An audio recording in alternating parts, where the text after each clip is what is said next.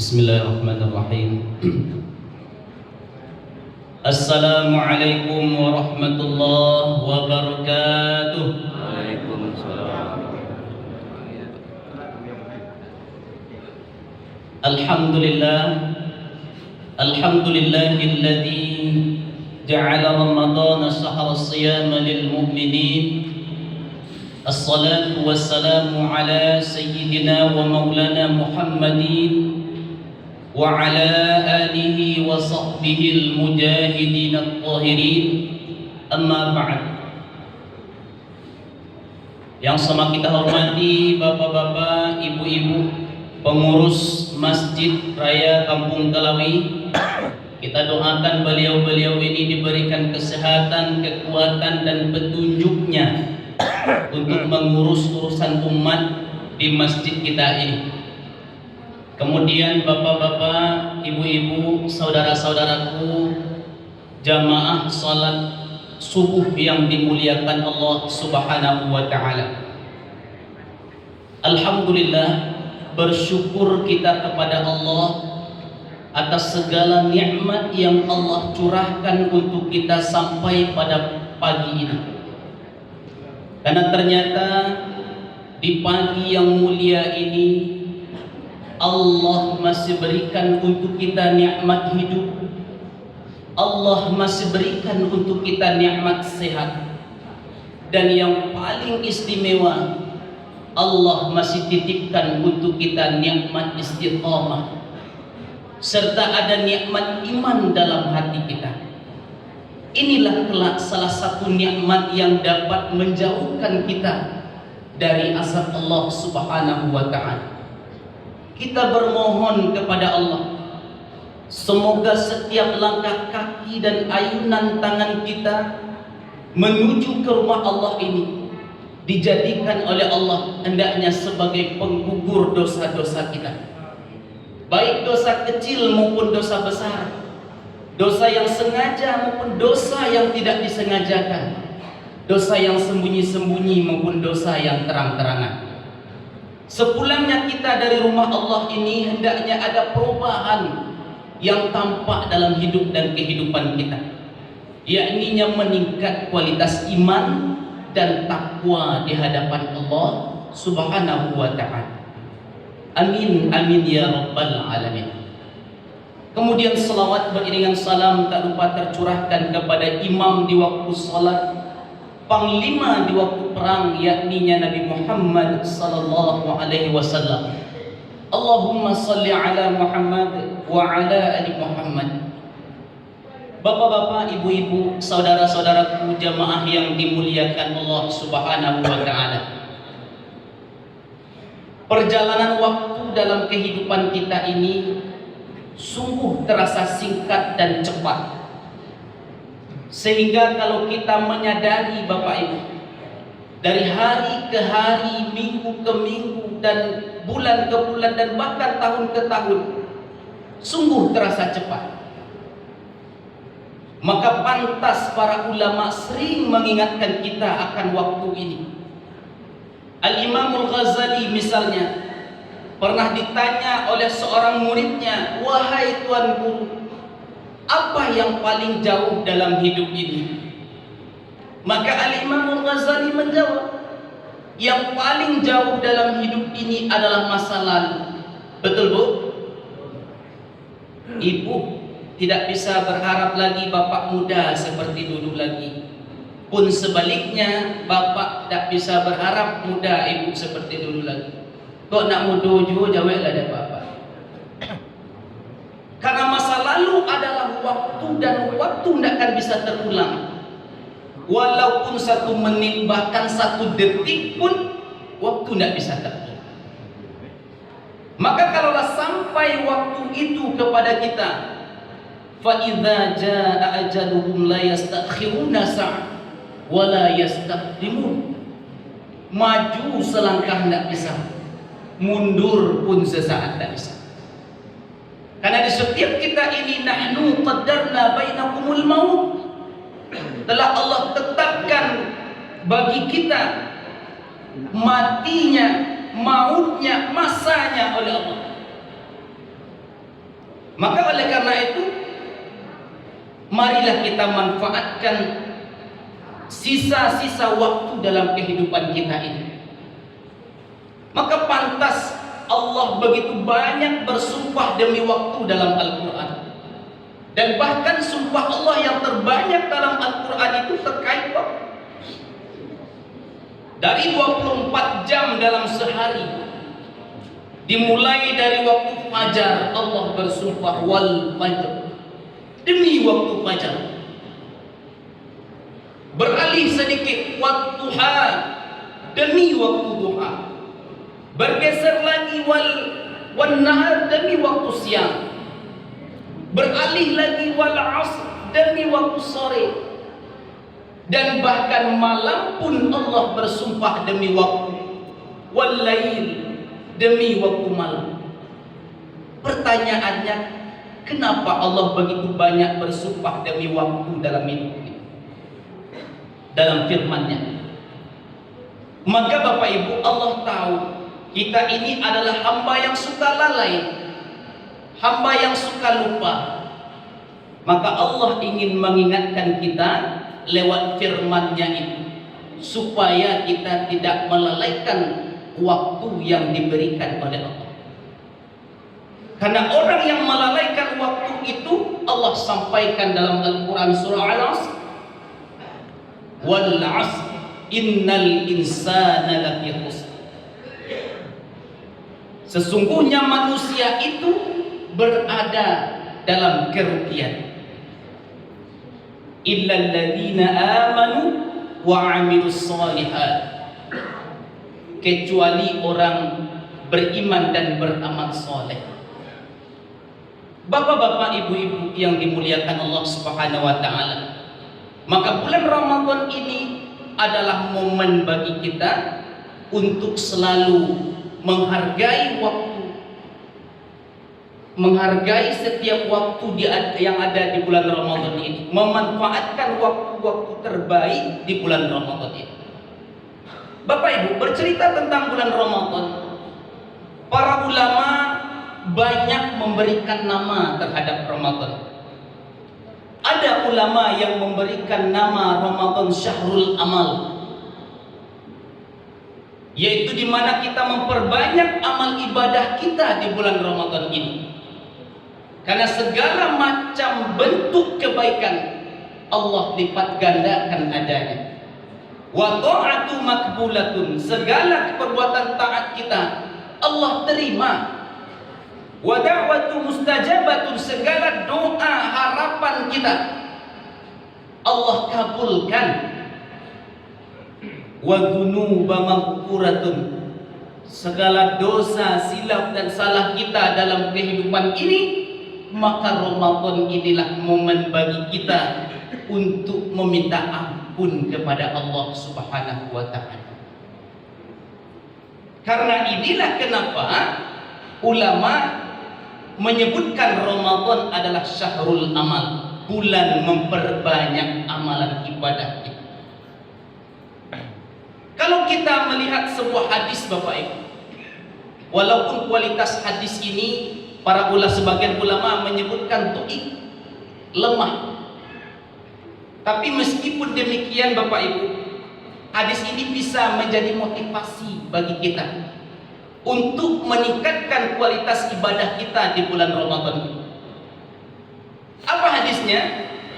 Lau ta'lamu ummati ma fi Ramadan, andaikan umatku mengetahui akan keutamaan Ramadan itu, latamannat ummati an takuna sanatu kullaha Ramadan, maka dia akan berharap setahun penuh itu Ramadan saja Bapak.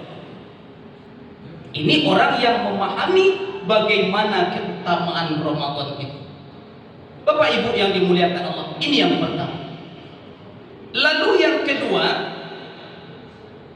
ulama menyebutkan Ramadan adalah sayyidus syuhur, atau penghulu segala bulan. Dari 12 jumlah bulan dalam agama kita, dimulai dari Muharram sampai kepada Zulhijjah, maka Allah pilih Ramadan sebagai rajanya, penghulunya. Allah tidak pilih Rajab, Allah tidak pilih Sya'ban, tapi Allah pilih Ramadan. Tentu ada sebab dan rahasia di balik itu. Apa sebabnya? Yang pertama, di bulan Ramadan ini Allah turunkan ayat-ayat suci Al-Quran. Sebagaimana Allah sampaikan, Syahrul Ramadan alladzi unzila fihil Quran. Di dalam bulan Ramadan Allah turunkan Al-Quran. Untuk apa? Hudan linnas wa bayyinatin minal huda wal furqan. Sebagai petunjuk, sebagai hudan bagi manusia itu, dan agar manusia mampu membedakan mana yang hak dan mana yang batil dalam hidupnya. Maka ketika Allah menciptakan kita di muka bumi ini, sebenarnya Bapak Ibu sudah komplit, sudah lengkap, selesai sadunya dengan panduan-panduannya. Tergantung lagi bagaimana kita menggunakan panduan itu. Apakah panduan itu hanya sebagai pajangan dalam lemari saja, ataukah panduan itu kita baca dalam hidup ini? Ibaratkan hari ini kalau kita beli handphone itu tidak bisa kita gunakan kalau tidak ada buku panduannya. Tidak tahu kita di mana speakernya, di mana tombol aktifnya, tombol hidupnya, tidak tahu kita. Maka lewat panduan itulah bagi kita bisa menggunakannya. Begitu juga kita. Allah ciptakan kita di dunia ini agar kita tidak keluar dari rel yang telah ditetapkan oleh Allah. Maka panduan itu kita baca. Inilah momen bagi kita Ramadan, mengingatkan kita kembali, mengajarkan kita agar kembali kepada Al-Quran. Karena Al-Quran sekarang Bapak Ibu yang dimuliakan Allah, banyak sebagai pajangan saja di rumah. Al-Quran dikeluarkan musiman saja. Di bulan Ramadan dikeluarkan Al-Quran. Usai Ramadan, Al-Quran bagaikan pusaka dalam lemari.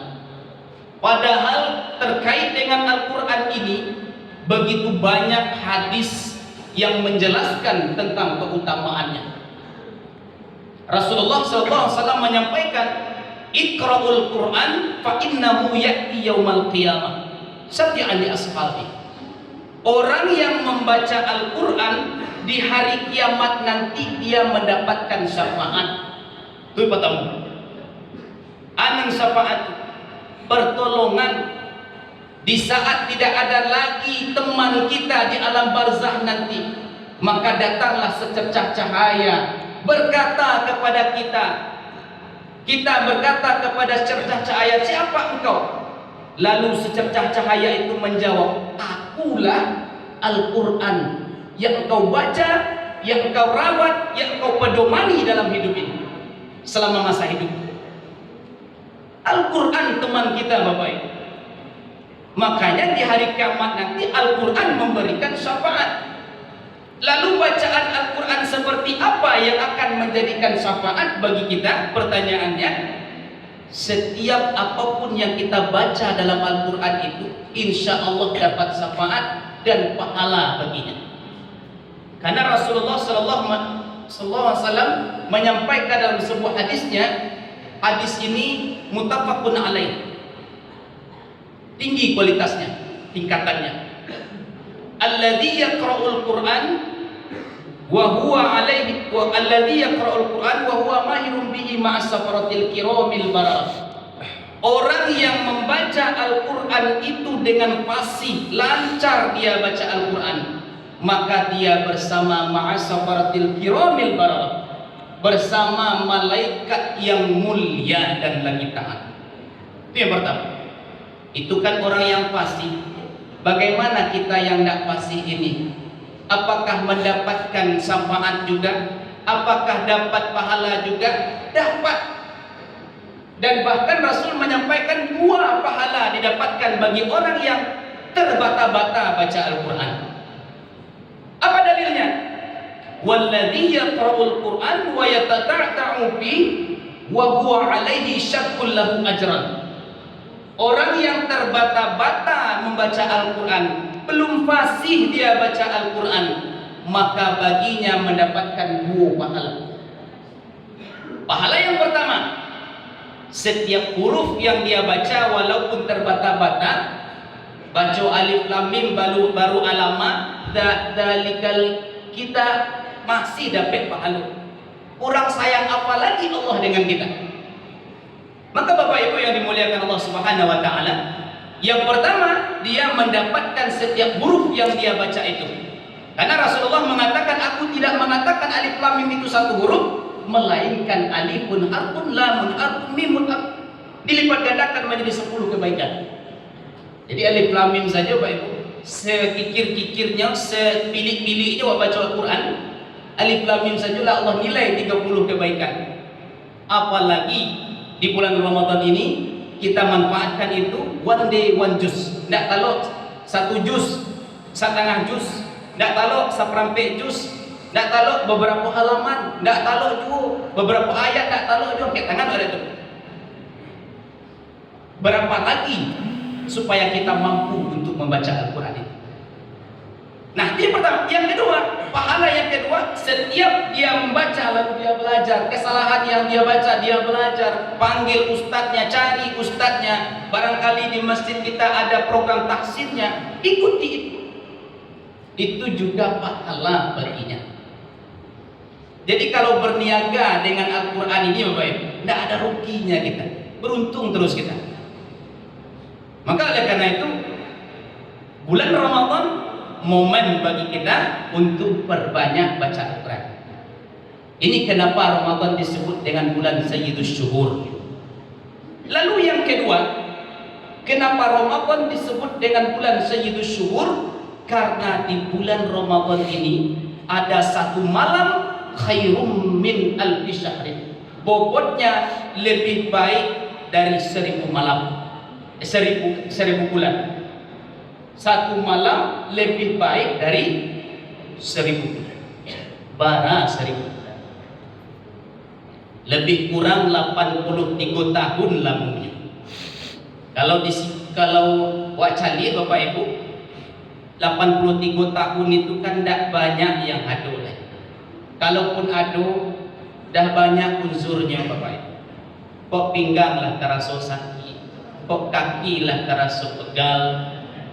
Ya, mohon maaf Pak Ibu yang mungkin ada barangkali di sini, tapi mau cari tak ada loh.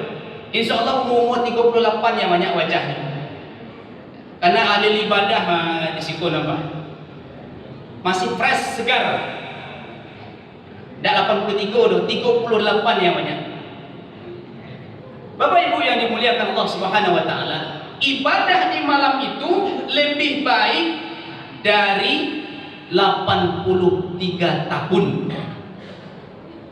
Kalau kita bayangkan Bapak Ibu, umatnya Nabi Muhammad itu kan umurnya tidak panjang.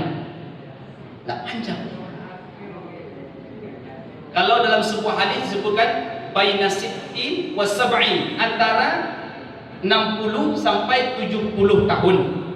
Kalau lebih lah bonus-bonusnya kata para ulama kan. Lah bonus-bonusnya. Nah, tapi akankah dosanya umat Nabi Muhammad itu tidak terampuni? Pertanyaan, apakah tidak terampuni dosanya karena hidupnya singkat? Apakah tidak terampuni dosanya itu kalau umat sebelumnya wajar? Karena dia umurnya bahkan dalam riwayat disebutkan sampai ratusan tahun. Bahkan umat Nabi Nuh itu sampai 500-700 tahun lamanya itu. Baralah kamu. Masih mungkin dia untuk beribadah lebih banyak. Kita ini 60 sampai 70 tahun. Kapan kita membayar dosa kita? Andaikan hari ini kita berumur 50 tahun, lalu kita sudah berdosa seumur hidup kita 30 tahun. Wak bayi 20 tahun itu untuk membayar dosa kita.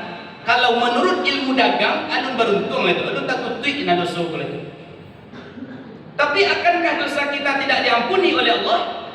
Maka inilah Allah Maha Pengasih lagi Maha Penyayang. Allah siapkan waktu-waktu terbaik dalam hidup ini. Dalam setahun misalnya, Allah siapkan bulan istimewa. Inilah bulan Ramadan. Orang yang beribadah di bulan Ramadan ini, dalam sebuah hadis, man shoma Ramadan imanan wa ihtisaban ghufira lahu ma taqaddama min dhanbi. Yang berpuasa, barang siapa yang berpuasa di bulan Ramadan dengan keimanan, pertimbangan dia, maka diampunkan dosanya berlalu. Bayangkan coba, diampunkan dosa yang berlalu. Nah, Bapak Ibu yang dimuliakan Allah Subhanahu wa taala, maka orang yang beribadah di malam itu luar biasa nikmatnya dan pahala yang Allah berikan. Bapak Ibu yang dimuliakan Allah Subhanahu wa taala, oleh karena itulah orang yang ibadah di malam itu sama bobotnya 83 tahun.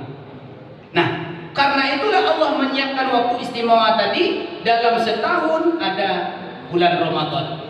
Dalam seminggu Allah siapkan hari istimewa, hari Jumat. Orang ibadah di hari Jumat itu Allah lipat gandakan ibadah. Termasuk bersalawat diperbanyak di hari Jumat. Dalam sehari Allah siapkan waktu istimewa, yaitu di sepertiga malam. Karena orang yang beribadah di sepertiga malam itu atau disebut dengan sholat tahajud, maka Allah turun di langit bumi ini menyaksikan hamba-hambanya bersujud berdoa kepadanya. Malu Allah kalau tidak mengabulkan doa hambanya itu.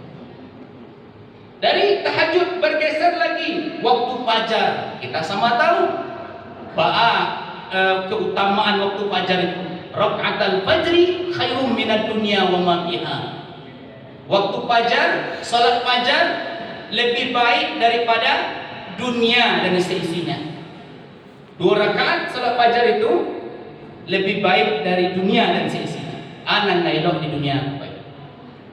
Emas permata, intan berlian, belum ada apa-apanya ketimbang salat 2 rakaat sebelum subuh. Maka penting jangan tinggalkan sholat qobliyah subuh itu atau sholat fajar itu. Dan bahkan ada kalau seandainya mungkin di masjid ini kita bangunnya telat bangun, lah iqomah orang di masjid sehingga kita tidak sempat lagi untuk menunaikan sholat fajar itu, maka boleh nanti foto di rumah. Boleh, tapi jangan tiap hari Bu. Kalau tidak sempat, tidak tak ajaleh, maka kita dahulukan yang wajib. Tapi jangan risiko ngulang. Mereka menimbulkan fitnah. Kok adonya sholat sudah subuh lah. Bapak Ibu yang dimuliakan Allah Subhanahu wa taala. Inilah penting bagi kita untuk memanfaatkan waktu-waktu istimewa yang Allah siapkan, yang Allah peruntukkan bagi kita di bulan Ramadan ini. Jadi Bapak Ibu, itu yang dimaksud dengan malam Lailatul Qadar. Lalu kapan malam Lailatul Qadar itu muncul? Ini pertanyaannya. Maka kita mengambil sebuah pendapat Al-Imam Al-Ghazali, munculnya malam Lailatul Qadar itu yaitu 10 malam terakhir, terutama di malam-malam ganjilnya. Pendapat Imam Al-Ghazali. Tapi walaupun demikian Bapak Ibu, jangan pakai ilmu incar-incar. Ini kan ada juga jemaah kita yang pintar-pintar, hanya pakai ilmu incar-incar. Malam 21 hanya tipu di masjid raya gitu. Malam 22 hilang balik. Malam 23 muncul balik. Malam 24 bertanya kawannya, "Kama Pak tadi malam nak tipu ke masjid?" Tadi malam kan tak malam ganjil. Jadi malam ganjil itu yang tipunya Lailatul Qadar. Malam genap nak dopeng masjid dah. Itu kok tak bisa. Jangankan malam Lailatul Qadar dopeng itu. Tak jadi. Lalu siapa yang mendapatkan malam Lailatul Qadar itu? Orang yang sudah berjaga-jaga sejak awal Ramadannya. Di awal Ramadan dia mengawali niatnya, kemudian puasa dia tunaikan, sholat dia wajib tak pernah tinggal, kemudian qiyamul lail dia dirikan, Al-Quran dia baca. Itulah calon-calon orang yang menepik Lailatul Qadar. Jadi jangan mentang-mentang nanti Allah ya puasa banyak yang bolong-bolong, qiyamul lail nak pernah ditunaikan, pasti 10 malam terakhirnya berharap Lailatul Qadar. Ibu pun di malam ganjil belum. Apa kabar pek pada itu? Jadi Bapak Ibu yang dimuliakan Allah Subhanahu wa taala, inilah kenapa bulan Ramadan disebut dengan Sayyidus Syuhur atau penghulu segala bulan. Kemudian Bapak Ibu yang dimuliakan Allah Subhanahu wa taala, berikutnya ulama menyebutkan Ramadan ini adalah bulan Syahrus Syiyam wal Qiyam. Bulan kita berpuasa. Jadi kita sudah tunaikan puasa. Kalau di Padangku kan Allah puasa ke-20 ya. 9 balik. 20 9 balik malamnya yang ke-20. Bapak Ibu yang dimuliakan Allah Subhanahu wa taala, maka ulama menyebutkan bulan Ramadan adalah bulan Syahrus Syiyam wal Qiyam. Apa itu? Bulan di mana kita berpuasa dan menunaikan banyak qiyamul lailnya. Kita fokus kepada dua hadis, yang mana hadis ini juga sahih dia, dan kita populer sekali yang sering disampaikan oleh para ustaz. Yang pertama mansoma, yang kedua mangkoma. Ini dua. Jadi hadis itu ibaratkan sepasang kekasih dan dipisahan bu. Kalau dipisahan betul tidak sempurna dia. Mansoma ditunaikan di siang hari, mangkoma ditunaikan di malam harinya. Imbalannya, pahalanya, keutamaannya sama. Mansoma Ramadan imanan wa ihtisaban, ghufira lahu ma taqaddama min dhanbi. Mangkoma Ramadan imanan wa ihtisaban, ghufira lahu ma taqaddama min dhanbi. Jadi kurang berpuasa di siang harinya, lalu malamnya tidak ditunaikan, rugi Pak. Maka Bapak Ibu yang dimuliakan Allah Subhanahu wa taala, salah seorang pakar hadis yang bernama Profesor Dr. Ali Mustafa Ya'qub, beliau mengartikan mangkoma ini, mendirikan malam-malam Ramadan itu ialah qiyamul lail, yaitu perbanyak salat sunnah kita. Jadi perbanyak salat sunnah kita di qiyamul lail itu, menunaikan ibadah-ibadah di bulannya, di malamnya. Kalau kita melihat merujuk kepada Rasulullah Sallallahu Alaihi Wasallam, ibadah qiyamul lail Rasulullah itu luar biasa Bapak Ibu.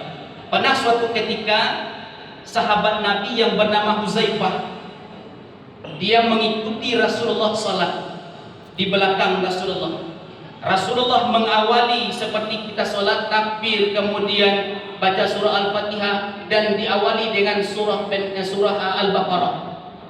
Sampai di ayat yang ke-100-nya, akece Uzaifah, mudah-mudahan Rasul lai sampai ayat 100 bisa dibacanya surah Al-Baqarah. Sampai di ayat 100 lanjut balik sampai selesai surah Al-Baqarah. Sampai selesai surah Al-Baqarah, akece Uzaifah, ayat namanya manusia mengutuk-utuk aja. Bila selesai Nabi ke solat, sudah Al-Baqarah lanjut balik Ali Imran. Sudah selesai Ali Imran lanjut sampai surah An-Nisa. 1 rakaat salatnya Nabi menempuh 3 surat yang dia baca. Bayangkan Pak. Dan rukuknya Nabi itu dalam sebuah riwayat disebutkan bahwa rukuknya Nabi itu selama berdirinya. Jadi kalau berdirinya tadi 3 surat, rukuknya pun demikian, sujudnya selama rukuknya. Rukuk selama berdiri dan sujud selama rukuknya. Tapi ada juga sebuah hadis yang di dalam kitab Riyadhus Shalihin bisa kita lihat bahwa rukuknya Nabi itu sebanyak 50 ayat Al-Quran yang kita baca. Jadi ukuran orang fasih baca Al-Quran 50 ayatnya baca Al-Quran itu lama rukuk Nabi. Pun sujudnya demikian. Kalau nanti awak kan mungkin tak kalau awak nampak ibu ya. agak setengah halaman sih imam membaca lah. Aduh. Jadi Bapak Ibu kalau kita lihat Nabi itu tidak pernah dia melewati sholat itu sampai sabalik rakaat. Tidak pernah lewat sabalik rakaat. Kenapa? Karena udah keburu subuh. Dan bahkan Nabi menambahkan witirnya itu menjadi 1 rakaat. Nah, ini dasarnya kenapa witir boleh 1 rakaat, 3 rakaat. Kalau tidak sempat lagi 1 rakaat. Nah, Bapak Ibu yang dimuliakan Allah Subhanahu Wa Taala, karena sholat Nabi itu panjang. Ya, panjang sholat Nabi. Nah, sehingga Aisyah pernah menemui Nabi. Apa kata Aisyah? Karena Aisyah sudah melihat kaki Nabi itu, telapak kakinya sudah pada pecah, kemudian kakinya sudah pada bengkak. Lalu apa kata Aisyah? Ya Rasulullah, apa yang kau lakukan ya Rasulullah? Padahal dosamu yang berlalu dan yang akan datang sudah diampuni Allah. Akece Rasul, afala akunu abadan syakura. Tidak bolehkah aku menjadi hamba yang bersyukur? Bayangkan Pak, Nabi yang sudah dijamin surganya, dosanya dosanya diampuni Allah, tanpa dosa dia. Begitu ibadah Nabi. Inyo ingin hamba yang menjadi hamba yang bersyukur. Bagaimana kita? Ini bisa kita kembalikan pada diri kita Bapak Ibu. Jangankan sholat sunnah, jangankan sholat wajib, sholat sunnah, sholat wajib pun kadang bolong-bolong jo. Ada Bapak Ibu orang yang badan kok fitness, tapi tidak kuat untuk puasa. Alangkah ruginya kita Bapak Ibu. Maka mudah-mudahan kita dijauhkan hal yang demikian anak-anak kita. Santai saja, makan di siang hari, merokok di siang harinya. Padahal Rasul saja sudah dijamin surganya oleh Allah, begitu beliau beribadah. Nah, wajib-wajib tujuh masih jadi ditinggalkan. Butuh berapa Ramadan lagi supaya kita menjadi hamba yang dicintai oleh Allah itu, hamba yang bertakwa. Kalaulah hari ini kita umur 50 tahun Bapak Ibu, lalu dikurang masa balik sebelum balik 10 tahun, berartilah puasa 40 tahun lamanya puasa. 40 kali puasa. Sudahkah puasa itu membentuk kita untuk sabar saja dulu? Sudahkah puasa itu menjadikan kita seorang yang sabar? Kalau bisa menjadikan kita orang sabar, sukses puasa. Kenapa? Karena banyak kita lihat sudah berpuasa, jangankan sudah berpuasa, dalam Ramadan saja alun lampu kuning lain ada di belakang lama kelas-kelasan, titit lama kelas-kelasan tak sabar. Apalagi di siang hari. Kalau di siang hari itu paru sedang keroncongan, kemudian tenggorokan haus, godaan memang banyak. Temperatur ketek saya di Singapura ada orang temperatur langsung naik. Nah, inilah ujian bagi kita yang berpuasa. Jadi Bapak Ibu yang dimuliakan Allah Subhanahu Wa Taala, maka oleh karena itu mari, karena ini sudah masuk ke nanti malam 10 malam terakhir itu boleh Pak ya. Kita menunaikan ibadah qiyamul lail, maka oleh karena itu kalau Nabi memperkuat ikat pinggangnya, ama kasihnya itu bagake bas kami lah ke masjid lain. Kok anak palu dibawa ke botol minum, dan dibawa botol minum. Kok bas snack dibawa snack. Kok kerasa lapar lu paru beko di qiyamul lailnya. Karena Nabi demikian Bapak Ibu. Dia minta izin kepada istrinya dan anaknya, "Inyo nak do ke rumah lagi." Lah ke masjid Rasul ketika di 10 malam terakhir. Nah, inilah kita contoh, walaupun sholat kita mungkin jauh sekali, kan mungkin jauh sekali dari sholat Nabi, setidaknya kita bisa menunaikan seberapa mampu kita. Bapak Ibu yang dimuliakan, kalau di zaman Nabi itu kayak qiyamul lail itu para perempuan menagak tenda ada di belakang tuh. Karena kalau kini kita tagak tenda itu berang pengurus. Di mana tak tenda belakang. Tapi di masjid di zaman Nabi itu tidak semegah masjid awak kodok. Masjid Nabi itu Di atasnya setengah loteng, di sampingnya setengah dinding. Nah, itulah kira-kira. Bahkan adunya masjid itu digaris saja dengan pedang. Kalau sekitaran masjid. Itu masjid, kondisi masjid di zaman Rasulullah. Tidak pakai karpet berdewa, pada koranca, kok pakai AC ya masjid. Tidak perlu lah ibu-ibu buat tenda. Cukuplah buat botol minum, aku snack yang tadi bawa. Jadi mari kita perkuatkan lagi niat kita, karena 10 malam terakhir ini godaannya semakin padat. Godaan di rumah maupun godaan di luar. Godaan di rumah, kue alun tak jarang. Godaan di luar, baju banyak tak kena naraca-raca di luar. Maka di 10 malam terakhir pula godaannya luar biasa Bapak Ibu. Jangan sampai kita tergoda, fokus kita beribadah karena belum tentu Ramadan tahun datang kita akan berjumpa kembali. Maka oleh karena itu niatkan dalam hati kita, berdoa kepada Allah, semoga Allah jadikan Ramadan tahun ini sebagai Ramadan terbaik dalam hidup kita ini, dan sebagai Ramadan terbaik dari sekian Ramadan yang pernah kita lalui dalam kehidupan ini. Fa'tabiru ya ulil absar la'allakum turhamun. Assalamualaikum warahmatullahi wabarakatuh.